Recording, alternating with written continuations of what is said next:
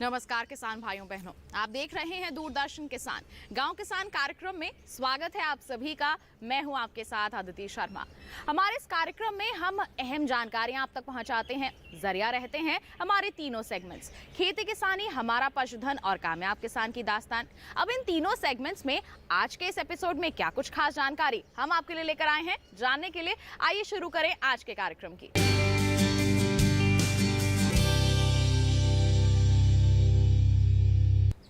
अनाज और सब्जियों फलों की खेती तो सभी करते हैं, लेकिन अब धीरे धीरे हमारे जो किसान हैं फूलों की खेती की ओर भी अपना रुझान बढ़ा रहे हैं। और आज के हमारे इस कार्यक्रम में हम एक ऐसे फूल के बारे में आपको बताने वाले हैं जिसे ज़्यादा देखभाल की ज़रूरत भी नहीं है। कम पानी में बड़ी ही आसानी से इसकी खेती की जा सकती है और आपको बता दें इसका नाम है बोगनविलिया। अब बोगनविलिया की खेती आप कैसे कर सकते हैं, कैसे इससे अच्छा मुनाफा अर्जित कर सकते हैं, जानने के लिए आइए दिखाते हैं आपको हमारा पहला सेगमेंट खेती किसानी।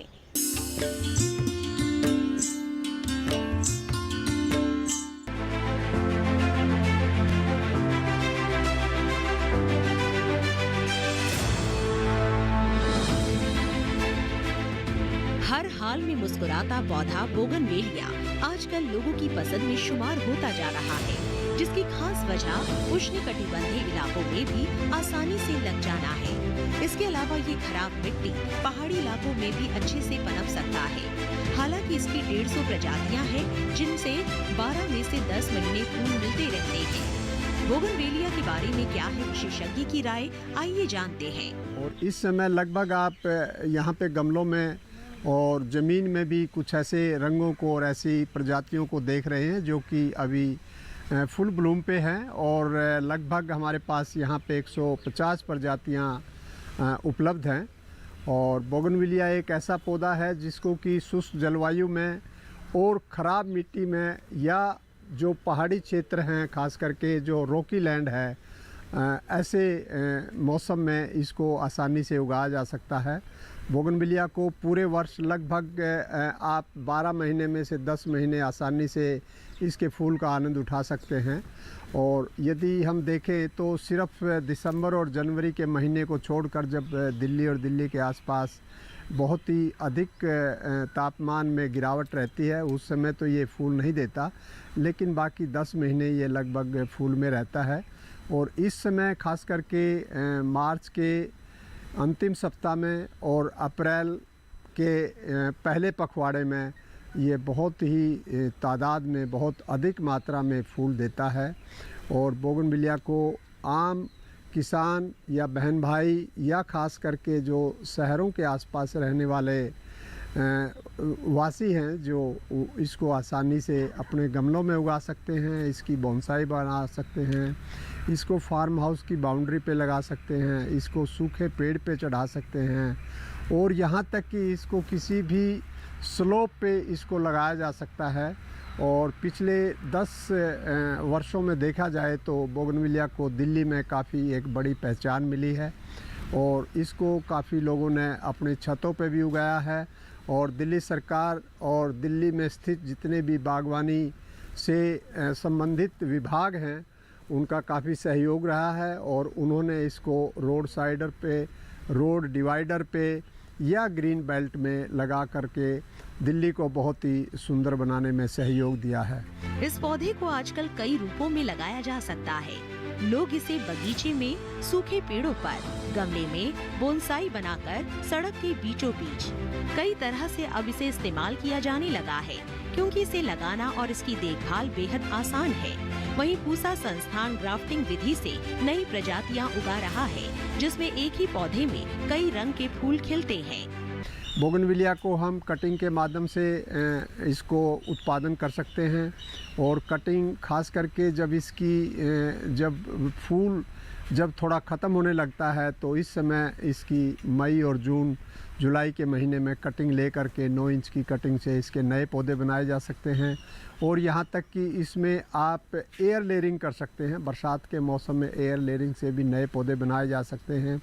और यहाँ पे खास करके हम भारतीय कृषि अनुसंधान संस्थान पूसा नई दिल्ली में, जो हमारा पुष्प एवं भूदर्शन संभाग है, इसमें जो हमारे वैज्ञानिक हैं, इस पे जो शोध चल रहा है, वो इस समय खास करके इसकी जितनी भी प्रजातियां हैं उनका डस्ट टेस्टिंग, उनका करैक्टराइजेशन और यहाँ तक कि पॉलीप्लाइडाइजेशन और म्यूटेशन ब्रीडिंग पर इस पे काफ़ी काम है और नई प्रजातियों का शोध करने में हमारे साथी इसमें लगे हुए हैं।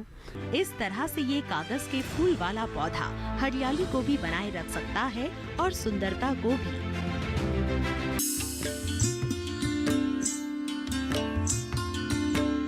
बोगनवेलिया की खेती कर अच्छी आमदनी आपको कैसे अर्जित करनी है आपने जान लिया। इसी के साथ अब कार्यक्रम में वक्त हो चला है एक छोटे से ब्रेक का। आप कहीं मत जाइए, ब्रेक के बाद हम आपको मुर्गी पालन के संदर्भ में कुछ अहम बात बताने वाले हैं। बने रहिए दूरदर्शन किसान पर, देखते रहिए हमारा कार्यक्रम गाँव किसान।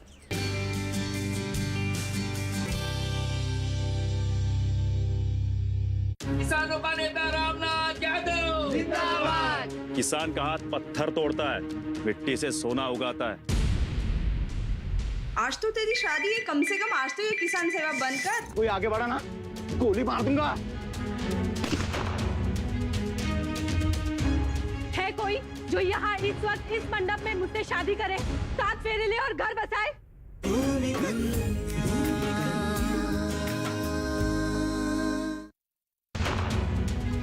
भूमि कन्या सोमवार से शुक्रवार रात 8 बजे सिर्फ डीडी किसान पर।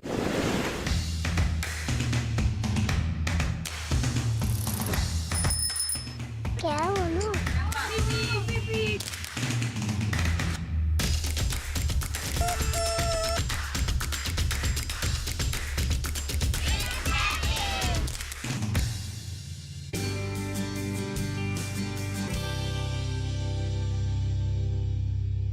ब्रेक के बाद दूरदर्शन किसान के कार्यक्रम गांव किसान में आप सभी का फिर से स्वागत है।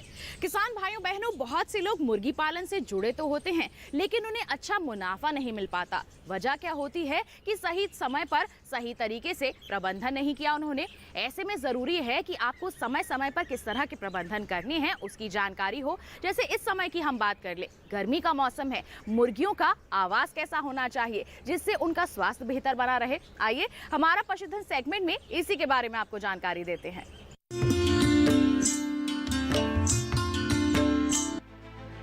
कुक्कुट पालन एक ऐसा व्यवसाय है जो कम कीमत में शुरू किया जा सकता है और एक बार शुरू होने के बाद ये व्यवसाय चलता रहता है और बढ़ता रहता है। लेकिन इसमें कुछ खास बातों का ध्यान रखना जरूरी है क्योंकि जरा सी चूक से बड़ा नुकसान होने की आशंका रहती है। गर्मी के मौसम में ये नुकसान ज्यादा बढ़ जाता है क्योंकि तापमान अधिक होने से मुर्गियों की मृत्यु दर भी बढ़ने की आशंका रहती है। हालांकि चूजों में गर्मी झेलने की क्षमता अधिक होती है और करीब 42 डिग्री सेंटीग्रेड तापमान पर भी चूजे रह लेते हैं, जबकि वयस्क मुर्गियों को गर्मी में अधिक परेशानी होती है क्योंकि इन्हें पसीना ग्रंथि नहीं होती, इसीलिए जिम्मेदारी और बढ़ जाती है। ऐसे में क्या करे मुर्गी पालक, जानते हैं विशेषज्ञ की सलाह। आज हम लोग बात करने जा रहे हैं गर्मियों का मुर्गियों पर प्रभाव, जिसमें हम देखते हैं कि जब भी गर्मियों का मौसम होता है तो वो किसानों की समस्या और बढ़ा देता है। वो बहुत कठिन समय होता है किसानों के लिए मुर्गियों को गर्मियों से निजात दिलवाने के लिए। तो मुर्गियों में गर्मियों का प्रभाव बहुत ज़्यादा पड़ता है क्योंकि उनका जो भी बॉडी का तापमान है वो भी बहुत ज़्यादा होता है, 41 डिग्री सेंटीग्रेड के करीब होता है और उनमें पसीना ग्रंथि भी नहीं होती है, जिससे वो बॉडी हीट जो अंदर की गर्मी है उसको बाहर निकालने में अक्षम होती है। इसलिए किसानों को थोड़ा सा अलर्ट होके उनको बाहरी जो वातावरण है उसमें बदलाव करके मुर्गियों की हीट को अलग करना पड़ता है, जिसमें वो सेट की बनावट को इस तरीके से बनाएं कि उसका जो लॉन्ग एक्सिस है वो पूरा पश्चिम दिशा में हो, जिससे सूरज की जो भी किरणें हैं वो डायरेक्ट अंदर ना आए और जो हवा की आवागमन है वो सुचारू रूप से चलता रहे, जिससे जब वो चलती हुई हवा मुर्गियों से होकर निकलती है तो वो जो मुर्गियों की गर्मी है वो दूर ले जाती है। दूसरा, वो जो भी डीप लिटर सिस्टम में मुर्गियों को रखा गया है, जो उन्होंने चावल की फूस वगैरह यूज किया है, उसकी मोटाई लगभग 2 से 3 इंच रखें, जिससे मुर्गियों को एक इंसुलेशन मिल जाता है। साथ में यदि वो छत है, छत को वो वाइट वॉश करा दें, चूने की रंगाई करा सकते हैं, जिससे जो भी छत तप रही है उसकी गर्मी नीचे ना आए। तो ये वो आवास में बदलाव कर सकते हैं। इस मौसम में इनके आवास में भी कुछ खास बदलाव करने होते हैं जिससे तापमान में कमी की जा सके। इसके लिए हवा का संचरण सही बनाए रखे। मुर्गियों के शेड में अधिक भीड़ होने से गर्मी बढ़ेगी, जिससे मुर्गियों में हीट स्ट्रोक का अंदेशा भी बढ़ेगा। ऐसे में मुर्गी पालक उचित दूरी की व्यवस्था रखे। वो जो भी किसान भाई हैं, वो जो भी दीवार के पंखे हैं, दीवार के पंखों का उपयोग करें। उनको 5 डिग्री सेंटीग्रेड 5 डिग्री के एंगल से उनको टिल्ट करके झुकाकर लगाएं, जिससे उसकी डायरेक्ट हवा मुर्गियों के सरफेस पर पड़े, मुर्गियों की सतह पर पड़े और वो उस गर्मी से निजात पा पाएँ। इसके अलावा यदि ज़्यादा गर्मी हो रही है और यदि किसान फव्वारा प्रणाली जो फॉगर होते हैं उनका उपयोग करें, तो वो ये फॉगर से वो अपने मुर्गियों के सेट का तापमान 4 से 5 डिग्री घटा सकते हैं। यदि वातावरण का तापमान 32 से 33 डिग्री सेंटीग्रेड हो रहा है, तो फॉगर प्रणाली से वो मुर्गियों के तापमान को एक उनके कंफर्टेबल जोन, जो उनका 26 डिग्री सेंटीग्रेड तक होता है, उसमें ला सकते हैं, जिससे फ़र्क ये पड़ेगा कि जो भी मुर्गियों का उत्पादन है वो नहीं घटेगा। साथ ही गर्मियों में पीने के पानी के बर्तनों की संख्या बढ़ा देनी चाहिए, जिससे सभी मुर्गियों को पानी मिल सके।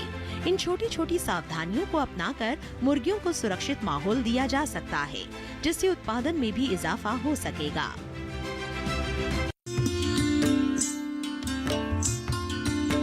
किसान भाइयों बहनों, अब कार्यक्रम में वक्त हो चला है कि हम नजर डालें कि इस समय किस तरह से हम अपने पशुओं की बेहतर देखभाल कर सकते हैं। और इसके लिए क्या करना है, इसके लिए नजर डालना है इस माह के पशुपालक कैलेंडर पर। तो दिखाते हैं आपको क्या कहता है इस माह का पशुपालक कैलेंडर।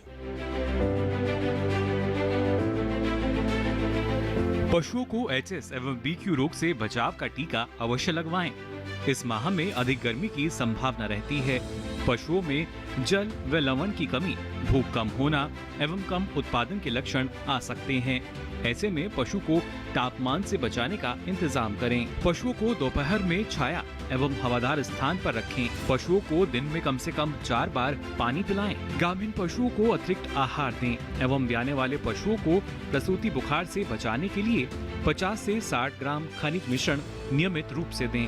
भेड़ के मेमनों में भेड़ चेचक एवं एंट्रोटॉक्सिमिया का टीका पशु चिकित्सक की सलाह से जरूर लगवाएं। गौपालक फार्म की सफाई पर विशेष ध्यान दें। आवास को सूखा एवं स्वच्छ रखें। मुर्गियों में कृमिनाशक दवा का इस्तेमाल पशु चिकित्सक की सलाह से अवश्य करें।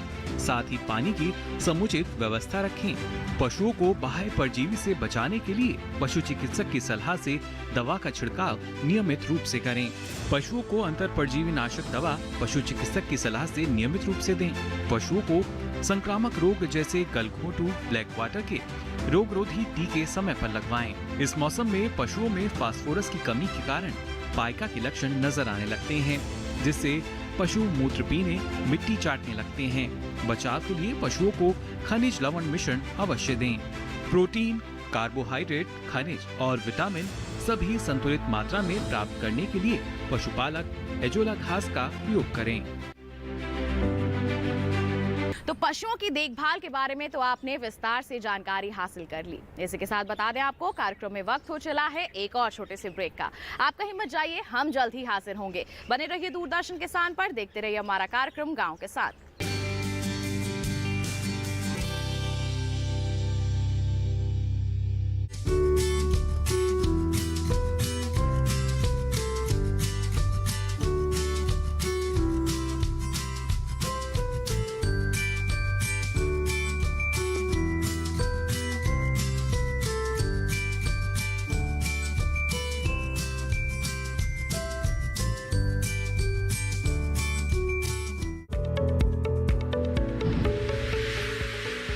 खुशहाल होंगे खेत, पशु रहेंगे स्वस्थ, सरकारी स्कीम का होगा लाभ, जब एक्सपर्ट्स का मिलेगा साथ, आपके सवाल विशेषज्ञों के जवाब, सिर्फ एक फोन कॉल की दूरी पर। देखिए किसानों का अपना प्रोग्राम हेलो किसान, सोमवार से शुक्रवार शाम 6 बजे से सिर्फ दूरदर्शन किसान पर।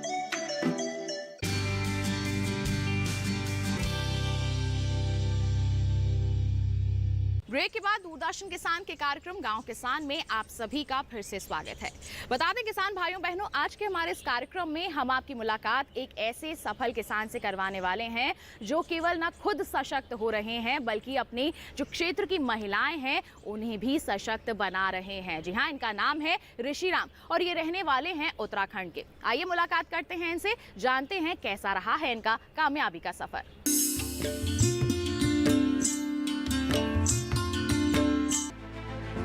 किसान छोटे छोटे प्रयासों को बड़ा रूप देने का काम कर रहे हैं, जिसमें वो बाजार की मांग भी समझ रहे हैं और अपने क्षेत्र विशेष के उत्पादों की कीमत भी। ऐसे ही एक उद्यमी है ऋषिराम भट्ट, जो उत्तराखंड देवभूमि में अपने साथ कई लोगों को शामिल किए हुए हैं। इसके लिए उन्होंने देवभूमि स्व सहायता समूह बनाया है, जिसमें कई तरह के उत्पाद, जूस, जैम, अचार, चटनी, जैविक दालें तैयार की जाती है। वो बताते हैं कि उनके इस कार्य में सरकार से हर तरह की सहायता मिल रही है, जिससे आगे बढ़ना आसान हुआ। ऋषिराम जी जो जूस लोगों तक पहुंचा रहे हैं, वो एक तरह का खास जूस है जिसे बुरांश का जूस कहते हैं, जिसे फूलों से बनाया जाता है। ये फूल बेहद ठंडे इलाकों में पाए जाते हैं। आइए जानते हैं इसके बारे में कुछ और जानकारी। बुरांश उत्तराखंड का राजकीय वृक्ष है। मार्च अप्रैल का महीना बुरांश के फूलने का समय होता है।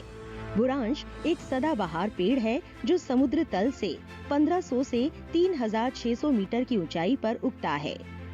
फूल कई हिस्सों में बड़े, गोलाकार, गहरे लाल या गुलाबी रंग के होते हैं। बुरांश मूल रूप से भारतीय है। ये पूरे हिमालय इलाकों में पाया जाता है। देवभूमि उत्तराखंड में पारंपरिक उपयोग के तौर पर बुरांश के फूल की पंखुड़ियों का उपयोग खाने में किया जाता है। इसका स्वाद खट्टा मीठा होता है। बुरांश के फूलों से शरबत बनाया जाता है। ये शरबत औषधीय महत्व का होता है। हृदय रोगियों के लिए ये अत्यंत लाभकारी माना जाता है। उत्तराखंड में ऐसे कई महिला स्व सहायता समूह है जो पहाड़ी महिलाओं से बुरांश के फूलों को एकत्रित करती है और फिर इन फूलों को प्रोसेस कर जूस जैसे उत्पाद बनाती है। ऋषिराम जी के संगठन में इस समय 30 महिलाएं जुड़ी हुई है, जो फूलों को चुनने से लेकर प्रोसेसिंग में सहायता करती है और बने हुए उत्पाद मेले और प्रदर्शनी के माध्यम से देश भर में बेचते हैं। देवभूमि सहायता समूह हमारा एक समूह बना है उत्तराखंड के अंदर, जिसके अंतर्गत हम ये प्रोडक्ट सारे लाते हैं, जैसे जूस में अचार, जैम, चटनी, दालें, ऑर्गेनिक दालें समूह के अंतर्गत ये तैयार की जाती हैं। गवर्नमेंट हमारी इसमें काफ़ी हेल्प करती है लाने में, सामान ले जाने में, और इसकी गवर्नमेंट के थ्रू हमें ये स्टॉल मिलते हैं। और जैसे हमारी दालें हो गई, जूस हो गए, जैसे देखो ये काली उड़द ऑर्गेनिक दालें हैं उत्तराखंड की, ऑर्गेनिक चीज़ें हैं। ये हरसिल राजमा, ये हरसिल राजमा है, ये जो है हरसिल में पाई जाती है। ये दिखने में वाइट है, बनने में रेड होती है। इनकी खासियतें भी हैं दालों की। बुरांस का जूस पहाड़ों में सबसे बढ़िया माना जाता है इसको। बुरांस का फूल वहाँ पे पाया जाता है जहाँ पे सबसे ज़्यादा बर्फ़ होती है। स्क्वाइज इसमें आता है, जैसे बीपी, हार्ट, लीवर के लिए सबसे कामयाब चीज़ है ये। हमारा ये जूस भी बना हुआ है, ये भी हम महिलाओं द्वारा ही बनवाते हैं। जैसे पिक्चर में भी दिखाई दे रहा है कि महिलाएं जो है माल्टा छीलते हुए दिखाई दे रही हैं। और हमारे समूह में इस टाइम पे 30 महिलाएं जुड़ी हुई हैं। और जो हमारे प्लांट है, जो प्लांट बना हुआ है वो हमारा हिंडोरा खाल टिहरी गढ़वाल में बना हुआ है। और उसी समूह के अंतर्गत ये सारा सामान हम दिल्ली लाते हैं और हर साल इस मेले में भी आते हैं। समूह की ताकत से हम सभी बखूबी वाकिफ है। इसीलिए पहाड़ी इलाकों में इस तरह के समूहों से जहां आत्मनिर्भरता आई है, वहीं लोगों का पलायन भी कम हुआ। ऋषिराम जैसे उद्यमियों के ये कार्य वाकई में काबिले तारीफ है।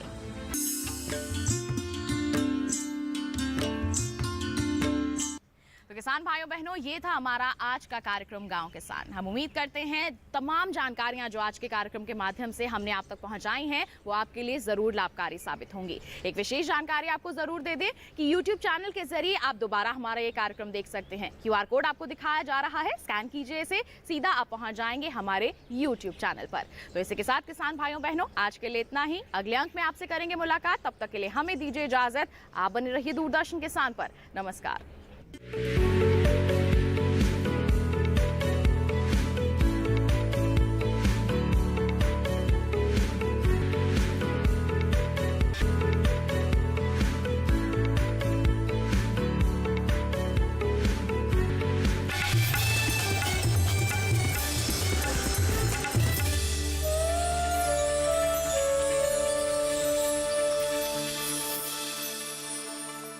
Hearty welcome to the grand final of Fit India Quiz Mizoram edition. Here comes the first question on your computer screen in the first round, which is fitness ki